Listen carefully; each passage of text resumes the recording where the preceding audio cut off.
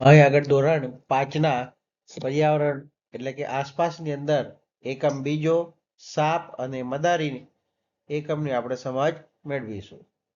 આ એકમની અંદર સાપ કેટલીક જાતો છે, ઝેરી સાપ, બિનઝેરી સાપ,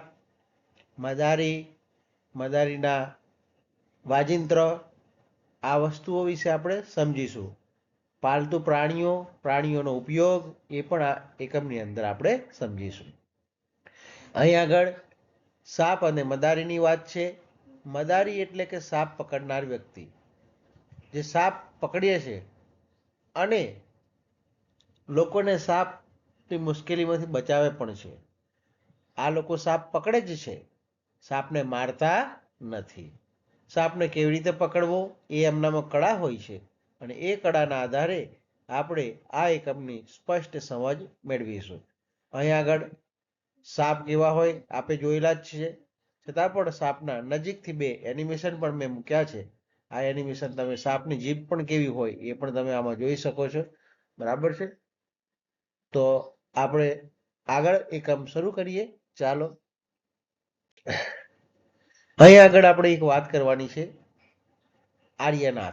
આર્યનાથ એક છોકરો છે અને એ છોકરો જે કામ કરે છે, જે પરિવારમાંથી આવે છે, જે ઘરમાંથી આવે છે, એ છે મદારીનો પરિવાર. આ મદારીના પરિવારને આપણે કાલબેલિયા તરીકે ઓળખીએ છીએ. આ પાઠની અંદર આપણે એ આર્યનાથ છે એ કોઈ ના કરી શકે એવું કાર્ય કરે છે, જે એમના માતા પિતા એટલે એમના દાદા પાસેથી, એમના પિતા પાસેથી તે શીખ્યો હોય, વારસાની અંદર તે શીખ્યો હોય. બીન વગાડી શકે છે. બીન એટલે શું? તો બીન એટલે આ જે મદારી વગાડે છે ને, આ વાજિંત્રને બીન કહેવામાં આવે છે. તો આ બીન વગાડી શકે છે. આપણને નવાઈ થશે, આ બીન વડે સાપને નચાવે છે. એ આ કાલબેલિયા કુટુંબની અંદર આવી નવીનતાઓ હોય છે. અને જે આવી રીતે સાપને પકડી અને બીન વડે નચાવતા હોય એ લોકોને કાલબેલિયા તરીકે આપણે ઓળખીએ છીએ. આ આર્યનાથ હતો. એના દાદાનું નામ હતું રોશનનાથજી. ખૂબ જ પ્રખ્યાત હતા તેમના વિસ્તારની અંદર સાપ પકડવાના અને સાપ વિશે જાણકારી મેળવી અને સરળતાથી ઘણા ઝેરી સાપને પણ તે પકડી શકતા. તે એમને તેમના ભૂતકાળની ઘણી બધી વાતો આ આર્યનાથને એમના દાદા કહેતા કે પહેલા અમારે આવું હતું, પહેલા અમારે આવું હતું. આવો એમની વાર્તા તેમના પોતાના શબ્દની અંદર આપણે સાંભળીએ. તો દાદા છે એ દાદા, આમ મારા દાદા અને પરદાદાના સમયથી અમે મદારીના વ્યવસાય સાથે સંકળાયેલા છીએ. કાલબેરિયા તરીકે ઓળખીએ. આ આર્યનાથ કહે છે કે મારા દાદા હતા અને પરદાદા હતા એ સમયથી અમારો આ વંશ પરંપરાગત રીતે ચાલી આવતો અમારો આ ધંધો છે. સાપ અમારા જીવનનો એક મહત્વનો ભાગ છે. અમે સાપને એક વાંસની ટોપલીની અંદર પકડી અને મૂકીએ છીએ. એક ગામથી બીજા ગામ જઈએ છીએ. જ્યારે ગામમાં ઊભા રહેતા ત્યારે અમારી આજુબાજુ ઘણા લોકો ભેગા થઈ અને ટોળું વળી જતા હતા. પછી અમારી પાસે અમારી ટોપલીમાંથી અમે સાપ બહાર કાઢતા અને એ સાપ અમે એમને બતાવતા, સાપના ખેલ બતાવતા. પછી પણ ખેલ પૂરો થઈ ગયા પછી પણ તે આવેલા લોકો હતા એ ત્યાં આગળ ઊભા રહેતા અને ઘણા પ્રકારની પછી અમે ઔષધિઓ અમારા ડબ્બામાંથી કાઢતા, આવું અમારા દાદા કહેતા. અને એ ઔષધિઓ છે દાદા પાસેથી જંગલમાંથી કયા રોગમાં કઈ ઔષધિઓ ઉપયોગ આવે એ ઔષધિઓ અમે જંગલમાંથી છોડોમાંથી બનાવીને લાવતા હતા. હું આ બધું દાદાજી પાસેથી શીખ્યો.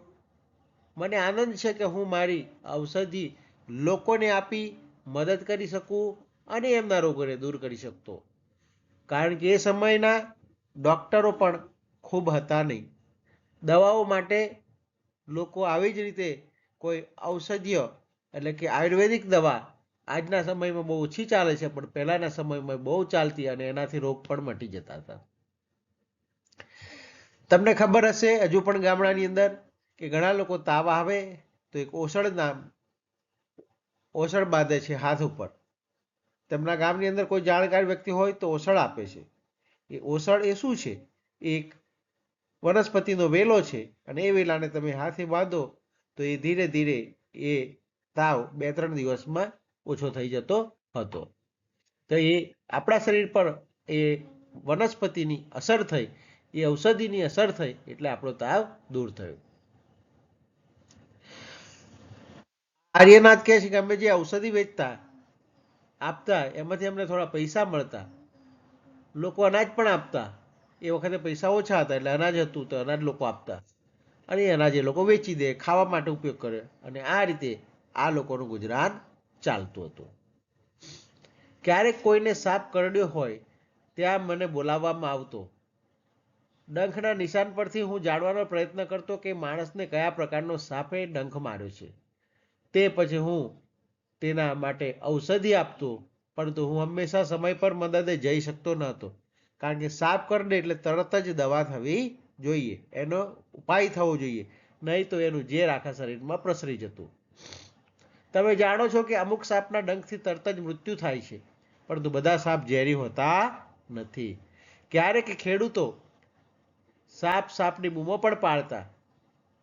મદદ માગવા આવતા ત્યારે હું સાપને પકડી લેતો અને તેમનાથી સાપને દૂર કરતો. છેવટે તો હું બાળપણથી સાપ પકડવાનું કામ કરતો હતો. તે દિવસો કેવા સારા હતા. અમે લોકો ઘણી રીતે મદદ કરી શકતા હતા. અમે તેનું મનોરંજન પણ કરતા, કારણ કે એ સમયની અંદર મનોરંજન માટે કોઈ ટીવી કે આવું તેવું કંઈ હતું નહીં. એટલે એ લોકોને એ સમયની અંદર મનોરંજન માટે લોકોને આવી રીતે મદારી આવે, સાપ લઈને આવે, કોઈક રીંછ લઈને આવે, કોઈક વાંદરા લઈને આવે, આવી રીતે આપણે નચાવે. અને ગામડાની અંદર ક્યારેક ક્યારેક રાત્રે રામાયણ મહાભારતના પાત્ર ભજવતા લોકોની નાટક મંડળીઓ પણ આવતી, અને એ લોકો એ વખતે લોકોને મનોરંજન આ લોકો પૂરું પાડતા, અને એની અંદરથી એ લોકો પોતાની આજીવિકા એટલે કે પોતાને કમાવાનું એક સાધન ઊભું રાખતા, અને આ રીતે પોતાનું ગુજરાન ચલાવતા હતા.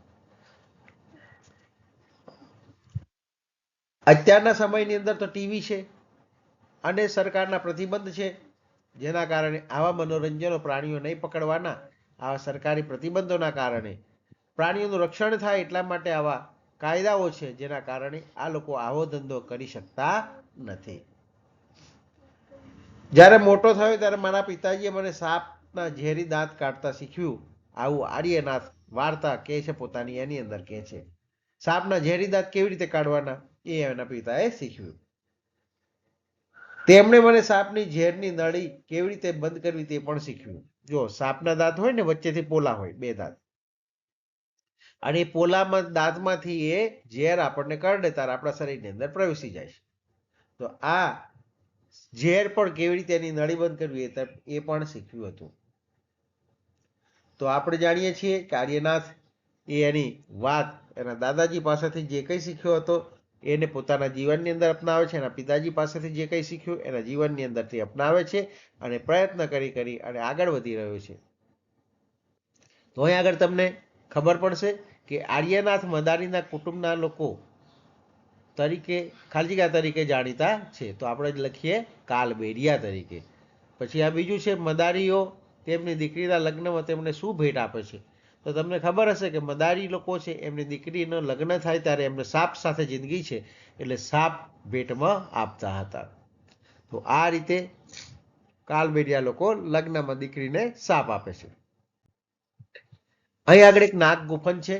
આ એક પ્રકારની ડિઝાઇન છે જે કપડામાં હોય, દિવાલમાં હોય, ભીત ઉપર હોય, આવી રીતે આ લોકો ચિતરે છે અને આકર્ષક દિવાલ છે, કપડાં બનાવતા હોય છે. આવી ડિઝાઇન બનાવનાર લોકો ગુજરાતના સૌરાષ્ટ્ર, દક્ષિણ ભારતની અંદર દક્ષિણમાં રંગોળી અને ભરત ગૂંથણના અને દિવાલ શણગારવામાં આ ભરત ગૂંથણ એ નાગ જેવા આકારનું આ નાગ ગુફન છે. જો આમાં પણ નાગ છે, આમાં પણ સાપ છે. તો આમાં પણ આ ઉપરની બાજુએ સાપ છે. તો આ રીતે સાપની ગુફનવાળી ડિઝાઇન, જેમ સાપ ગૂંચવાઈ જાય એવી રીતની બનાવી અને એને નાક ગુફન કહેવાય, એ પણ પ્રચલિત છે. અને લોકો આવી રીતે ડિઝાઇન કરી અને પોતાના ઘર અને બધાને આકર્ષક બનાવતા હોય છે, કપડાને આકર્ષક બનાવતા હોય છે. અહીં આગળ પ્રાણીઓ છે, કેટલાક પ્રાણીઓ અને એના ઉપયોગો છે. દરેક લોકો પ્રાણી છે એના શું ઉપયોગ કરે? તો આ સાપ છે, મદારી છે, સાપ પકડી અને લોકોને ખેલ બતાવી અને પોતાનું ગુજરાન ચલાવે છે. અહીં આગળ બીજો ભાઈ છે મદારી, એ વાંદરો લઈને આવ્યો છે, માકડું લઈને આવ્યા છે બે જણ, અને માકડાના ખેલ બતાવી અને પોતાનું ગુજરાન ચલાવે છે. સર્કસની અંદર આવા હાથી, સિંહ, ઘોડા, વાઘ, આવા વિવિધ પ્રાણીઓ હોય છે, પક્ષીઓ પણ હોય છે, પોપટ છે, કબૂતર હોય છે. આ બધા પ્રાણીઓને સર્કસની અંદર પણ ઉપયોગ કરી અને વિવિધ ખેલો બતાવી અને લોકોનું મનોરંજન પૂરું પાડે છે. અને એમાંથી જે આવક થાય એ પોતાનું ગુજરાન ચલાવતા હોય છે. વિચારો, લોકો આવું કેમ કરતા હશે? લોકો પોતાનું ગુજરાન ચલાવવા માટે આવું કરે છે. પ્રાણીઓને પૂરતો ખોરાક મળતો હશે? હા, માલિકને જો આવક ઓછી હોય તો એ પ્રાણીઓને પૂરતો ખોરાક આપી શકતો નથી. જો માલિકને આવક સારી હોય તો કેટલાક દયાળુ હોય તો પ્રાણીઓનો ખોરાક પૂરતા પ્રમાણમાં આપી શકે છે. પ્રાણીઓને આઝાદીથી રહેવા મળતું હશે? ના, અહીં પ્રાણીઓને આઝાદીથી રહેવા મળતું નથી. એમને જ્યાં હરવું ફરવું હોય ત્યાં ફરવા મળતું નથી. પ્રાણીઓને આવા ખેલ કરવું ગમતું હશે? પ્રાણીઓ થાકી જાય, બીમાર થઈ જાય, છતાં પણ આ લોકો સર્કસ વાળા છે, મદારી છે, ખેલવાળા છે, એ બધા ખેલ કરાવતા હોય એટલે આવું પ્રાણીઓને ક્યારેય હંમેશ માટે ગમતું હોતું નથી. પ્રાણીઓને પાંજરામાં ગમતું હશે? પ્રાણીઓને પાંજરામાં ન ગમે, કારણ કે પાંજરાની અંદર એમને 24 કલાક બેસી રહેવાનું, ફરવા ન મળે એટલે ગમે નહીં. આપણે પણ એક દિવસ ઘરમાં બેસી રહીએ તો આપણને ના ગમે, એવી રીતે એમને પણ ગમે નહીં. પ્રાણીઓને તેમના અનુકૂળ વાતાવરણ વિના ગમતું હશે?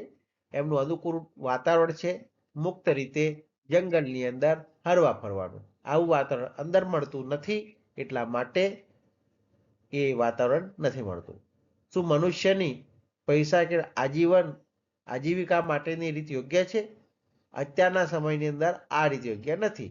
જે તે સમયે એ રીતો યોગ્ય રીતે, જ્યાં બીજા કમાવાના સ્ત્રોત ન હતા ત્યારે લોકો કરી શકતા હતા. પરંતુ અત્યારે પૈસા કમાવાના, આજીવિકા મેળવવાના ઘણા બધા સ્ત્રોતો છે, એમાંથી આપણે કમાવી શકાય છે. પ્રાણીઓ થાક અનુભવતા હશે? હા, પ્રાણીઓ થાક અનુભવે.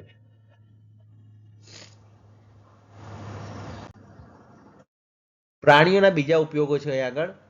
ઘેટા છે, ગાય છે, ઘોડા છે, બકરા છે. તો બીજા પ્રાણીઓ દૂધ આપે છે, બીજા સવારી માટે ઉપયોગી છે, વાંદરા ને સાપ ને એ બધા ખેલ માટે ઉપયોગી છે, વાઘ, સિંહ, આવી રીતે દરેક પ્રાણી, હાથી છે, આ બધા જુદી જુદી રીતે ઉપયોગમાં આવતા હોય છે. તમને ખબર છે, આ ઘોડો છે સવારી માટે, સૈન્યમાં પણ ઉપયોગી છે. હાથી છે સવારી માટે, વજન ઉચકવા, ખેલ બતાવવા માટે. ઊંટ પણ સવારી, વજન ઉચકવા, સૈન્યની અંદર ઉપયોગી છે. ગધેડું છે, ગધેડું પણ સવારી માટે ઉપયોગી છે, વજન ઉચકવા માટે ઉપયોગી છે. બકરી છે દૂધ માટે, ગાય છે દૂધ માટે, કૂતરો છે ચોકી માટે, ગુનેગારને પકડવા, ઘેટા ઊન અને દૂધ આપે, સાપ છે ખેલ બતાવવા. આ સિવાય ઘણા બધા પ્રાણીઓ છે પોતપોતાના જીવનની અંદર દરેક મનુષ્યને ઉપયોગી હોય છે. બળદ છે ખેતીમાં. અહીં આગળ આપણો પાઠનો એક ભાગ પૂર્ણ કરીએ છીએ. બીજા ભાગની અંદર આપણે થોડુંક લઈશું. તો આ એકમની અંદર આપને જો ગમ્યું હોય તો મારી ચેનલને લાઈક, સબસ્ક્રાઈબ અને એકબીજા મિત્રોને શેર કરજો. આવજો.